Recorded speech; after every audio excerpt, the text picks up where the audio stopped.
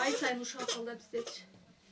Татына Сагынбаева ден соолугуна байланыштуу ар бир айдын ортосунда канын алмаштырып турууга туура келет. Антпесе жаш кыз өзүн жаман сезип, оор илдетке туруштук бере албай жатып калат. Апасынын айтымында соңку 8 ай аралыкта акыбалы кескин түрдө өзгөргөн. Айрым учурда кан кусуп да жиберүүдө. Каны 36-37 бара-бара күндөн күнгө түшүп тура берет да. Кыйналган учурдачы.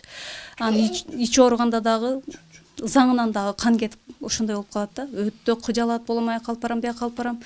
Бул аплазия болуп ооруйт, укол сайып капельница сайгыла дейм. Кан аз баланын же тамырын табышпайт. Өзүм кармап берем да, мажбур болом. Кече күнү барганда деле 59 кан менен барыппыз ошкочу.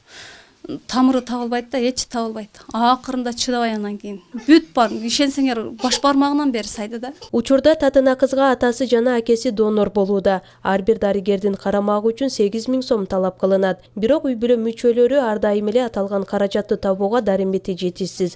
Ошондуктан да чет өлкөдө жасалуучу операцияга кайрымдуу жарандардан жардам күтөт. Тагыраагы 35 000 АКШ доллары чогулса, татынанын ден соолугу чыңалат. Өзүм да ушу чет жака чыгып иштесем болот эле. Ушу кызымдын айынан иштей албайм. Кээде кан болуп калат, кээде кан жок. Өзүм кан берем кээде. Ушу кыргыз элинен суранарым ушу кызыма жардам бергиле. Ушу кызымдын өмүрүн сактап калууга. Алланын ыраазычылыгы үчүн.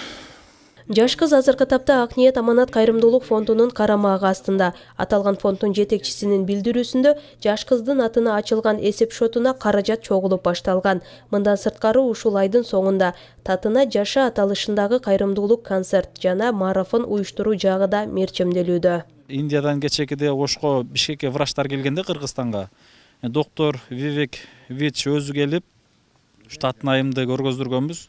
Айткан өзү бул кызды 2 айдын ичинде алып баргыла операция жасатыш керек. Ато кеч калып каласыңар деген ушундай жообун айткан. Ошондуктан мен ар бир мекендешиме кайрылып кетем. Келиңиз биргеликте ушул кыздын өмүрүн сактап калайлы. Мен ар бир мекендештериме кайрылып кетем.